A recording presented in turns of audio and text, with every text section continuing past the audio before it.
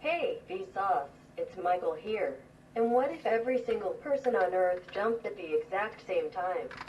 Could it cause an earthquake, or would we not even be able to tell? Well, first things first. Let's talk about the Earth's rotation. The Earth spins, it's why we have night and day, and it spins quickly.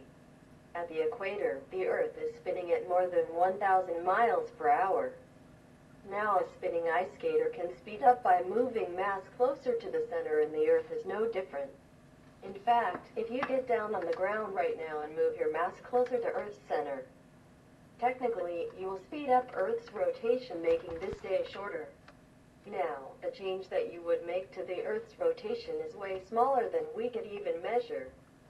But it is calculatable, and the impact could be quite impressive when you talk about redistributing more mass than just one person. For instance, last year, the earthquake in Japan redistributed so much of Earth's mass towards the center that every day since then has been 1.8 microseconds shorter. But that was a giant geological event. What can us humans do to the Earth all on our own? I mean, there are more than 7 billion of us now. What if we all got together in one place and jumped? What would that even look like?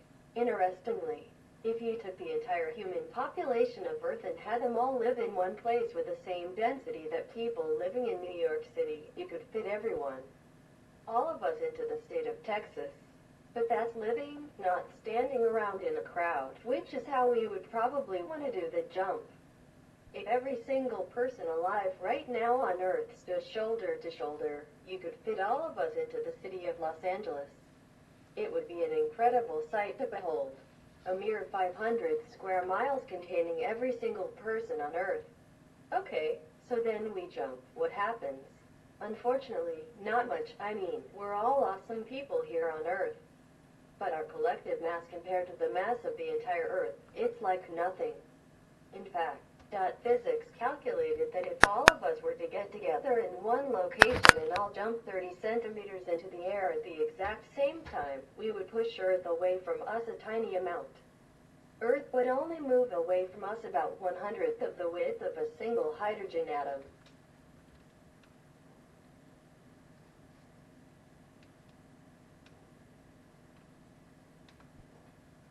And here is another thing, because we are all jumping and then going back to where we started, Earth is just going to move back to where it started.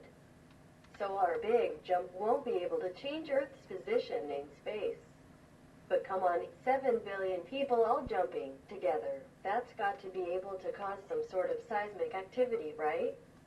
So let's say you have a lot of people all together in one place and you have them all jump on 1, 2, 3. Did you feel that? Well, the BBC did this with 50,000 people and discovered that 1.5 kilometers away it only registered as a 0.6 on the Richter scale. You would need 7 million times more people than even live on Earth right now to jump at once to recreate the earthquake that recently happened in Japan. So even though we are all awesome, compared to the size of the Earth we are not much. But don't get too discouraged. Our collective jump would contain a lot of energy. The Strato calculated that even if only the people who lived in China got together and jumped, their jump would be the equivalent of 500 tons of TNT. Of course, 500 tons of TNT doesn't do much to an Earth that weighs 6,588 quintillion tons. To make yourself feel more powerful, pick a card. I've got 10 of them here. Let's say you choose this one. Boom. Congratulations, we have just decimated this deck of cards. Why? Well, because technically decimate does not mean obliterate completely. Deci 10, it means to take away 1/10 of something.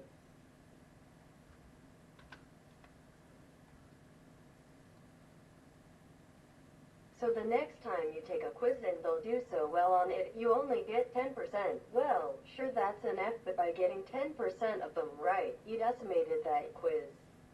And since we've been talking about crowds, let's talk about YouTube crowds, YouTube audiences, the view count that you see at the bottom of every video, and get some perspective on it.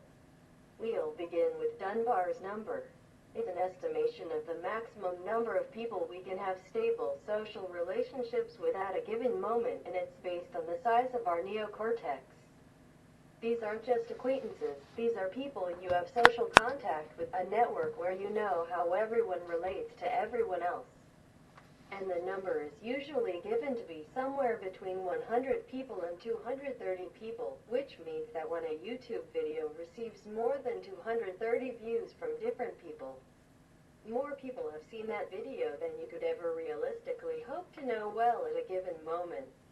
If a video has more than 100,000 views from different people, more people have seen that video than you will ever meet in your life. And by meet, I mean shake hands with, learn their name, talk to them for a bit. I mean, think of it this way, you and me. We are only statistically expected to live around 28,470 days. So even if you were to meet someone, 2-3 people every day of your life, including when you were a baby, you still wouldn't meet as many people as have seen that YouTube video with 100,000 views. But keep this in mind. Even though you or even a large group of us can't do much to change Earth's location or rotation, we can affect it a little bit. Newton's third law guarantees this. If you weigh 150 pounds, the Earth is pulling you down with a force of 150 pounds, but you are also pulling up on the Earth with a force of 150 pounds. If you fall 3 meters, the Earth has pulled you down 3 meters. But you have also exerted equal and opposite force on the Earth. Of course, it's a lot bigger. So if you fall 3 meters, you pull the Earth up about a billionth of the width of a proton, which ain't bad. So the next time you move your body, the next time you jump, Felicia, think about this. You just affected the Earth as much as it affected you. You've got that kind of power. Speaking of power, you all should go check out Geek and Sundry, Felicia's new channel.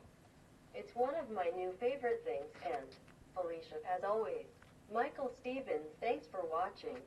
Felicia, thanks